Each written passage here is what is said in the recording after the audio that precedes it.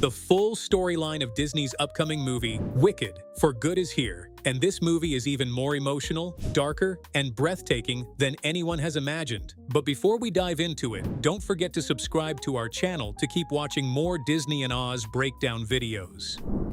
The Emerald City in Ruins.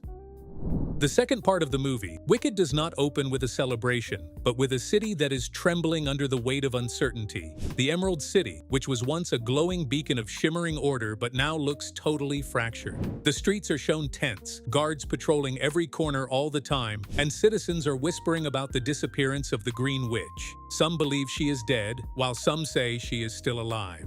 But they all agree on one thing, that nothing feels safe anymore. And in the middle of all this storm and chaos, we see Glinda standing straight and smiling. She looks polished and calm on the outside, but she is absolutely terrified internally.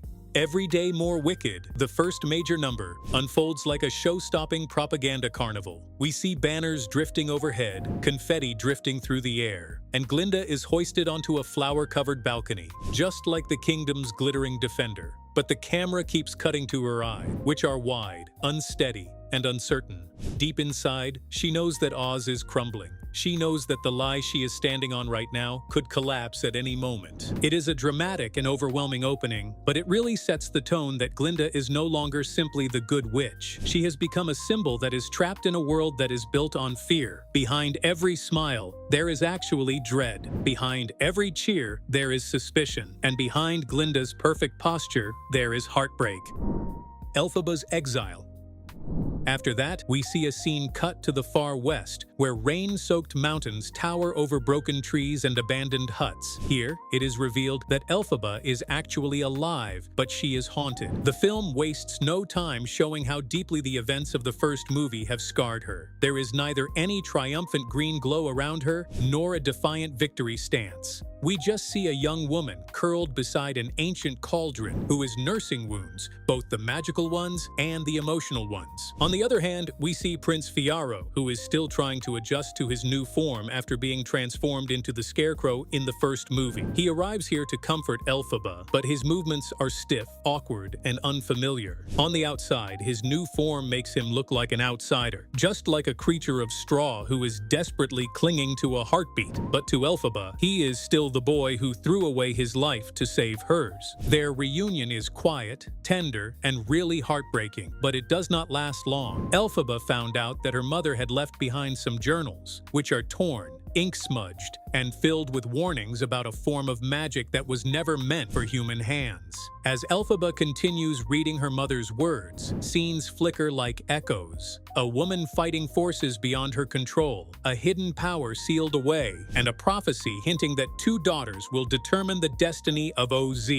After reading all this, Elphaba finally realizes that her magic is not only legendary, but is also ancient and dangerous. She also realizes that the wizard already knew about all this. Now, she wants to run away and disappear, but these journals will serve as fuel to inspire her to further investigate her mother's past and uncover the actual truth. She has to do it before Oz pays the price. Glinda's falling mask. Meanwhile, we are shown that the Emerald City is falling apart and cracking like a crystal under a hammer. The chaos slithers in from every direction because there is no wizard to control the narrative. Glinda has scheduled many meetings with various advisors and has to deliver speeches that she hasn't written or prepared yet. She has to smile at the crowd that she fears, and she also has to uphold policies that she despises now. She is seen sitting alone in a room full of newspapers that are calling Elphaba a monster. She touches the pages gently, just like the way someone touches their wounds that they wish they could heal somehow. She whispers Elphaba's name like a prayer that no one else can hear. And then she sings the original song of this movie, The Girl in the Bubble. This song is actually a lament, a confession, or a breaking point, unlike any other playful number by Glinda. In this song, she sings about being trapped in a kingdom of tilting lies, about losing the girl she once was, and about drowning in public expectations. Every high note of this song trembles with pain, and every every soft note feels like a secret finally being revealed. When the song ends, she collapses onto a mountain of books, and it feels like the pressure of being good is crushing her now. Her advisors are constantly pushing her to do one thing only, and that is to declare that Elphaba is dead. They believe that it is the only way to restore the public peace and to stop the whispers and rumors spreading everywhere. But Glinda keeps refusing that because deep down she still believes that Elphaba is alive, and she is also afraid to admit it openly. Nessarose's unraveling. Afterwards, we travel to Munchkinland, where we see Nessarose, who is sitting in a dimly lit room and writing something feverishly. She is no longer the shy, overlooked girl in a wheelchair. She has become something else, something sharp, unpredictable, and something that is fueled by the inferno of loneliness. After years of feeling like the forgotten sister, and after years of watching Elphaba's magic overshadowing her existence, all this is now twisted into one single truth inside her mind. That truth is that she deserves power too. Then we see her major number, Wicked Witch of the East, erupting as a haunting and thunderous sequence where red magic coils around her body like a living lightning. Her grief, resentment, and desperation are ready to explode outward together. We see houses shaking, winds howling, and her hands trembling with fire. This is the first time she actually feels powerful, and it is also the first time she is fearing her own self. If you're enjoying this so far, do subscribe to stay updated with upcoming Disney videos. Return of the Wizard. And just when the Oz begins to settle into a fragile kind of calm, a secret faction of wizard loyalists smuggles the wizard back into the Emerald City, not to apologize or to admit the crimes he committed, but to actually start a new war. He starts spreading the rumors that Elphaba is not dead. Instead, she is alive and she is preparing an army, and the magic is rising to attack. He starts convincing people that Oz must act before it's too late. His voice is infecting the streets like a deadly poison. On the other side, Elphaba refuses to run any longer when she gets to know that the wizard has returned. She chooses to travel back towards the Emerald City because this time she is determined to confront the man who stole her life. This confrontation is vicious, emotional, and beautifully staged. The wizard tries to hide behind illusions, mirrors, smoke, and warped memories. But Elphaba manages to slice through every illusion, and she forces him to see himself without any tricks. He is not powerful, wise, or wonderful anymore. He is a frightened man who wreaked destruction just to hide his weakness. Wonderful, the duet of these two characters is transformed into a collapsing dreamscape where illusions shatter like exploding glass. When the final notes of this number hit, the wizard runs away because he is broken and defeated. Elphaba realizes the truth that Oz is beyond saving now.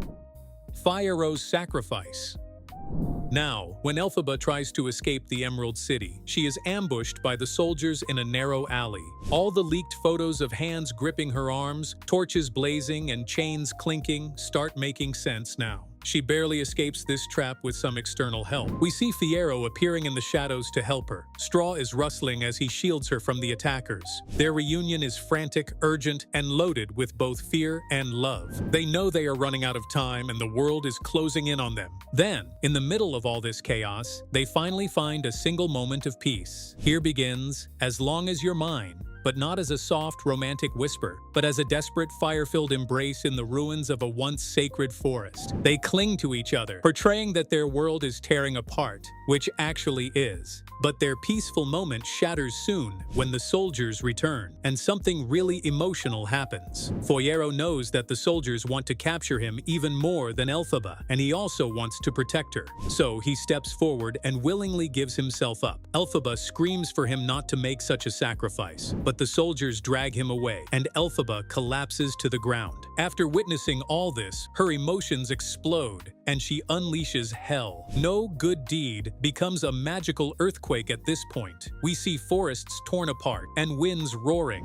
Her power erupts in a storm of green fury that lights the night sky. Her screams echo throughout the land as she vows to save Fiyero, no matter what the cost. It is the birth of the Wicked Witch. The Witch Hunter's Rise. While Elphaba keeps on searching for Fiyero, Oz plunges into madness. Citizens are whipped into fear by the wizard loyalists, and they form mobs. They march with drums, torches, and banners that twist the truth into terrifying slogans. The March of the Witch Hunters is staged as a massive, horrifying uprising that sweeps across fields and villagers like a tidal wave. Glinda is shown watching all these horrifying scenes helplessly. She tries to confront the wizard and his followers, but they sneer at her. They tell her that the truth does not matter anymore. The people want a villain or someone to blame, and they also want Elphaba dead. After this, Glinda decides to leave the Emerald City with one mission: to find Elphaba and stop all this bloodshed. The Glass Tower Showdown. Glinda reaches a crystal tower that is built on top of the cliffs of Kiyomoko, where she finally finds Elphaba. The air crackles with magic, and the tower starts glowing with fractured rainbow glasses. Their silhouettes reflect in 1,000 shifting colors. This confrontation between these two characters here is not loud. It's actually painful. Glinda accuses Elphaba of abandoning her, while Elphaba accuses Glinda of choosing fame over the actual truth. In the end, both of them accuse themselves of failing each other. Then the music begins. The song For Good plays not as a farewell, but as a confession. Glinda takes Elphaba's trembling hands and promises her that she never stopped believing in her. Elphaba admits that every spell she cast, every risk she took, and every moment she survived so far was only because Glinda taught her what real goodness actually meant. The song ends, and they both know what must be done now. The final lie.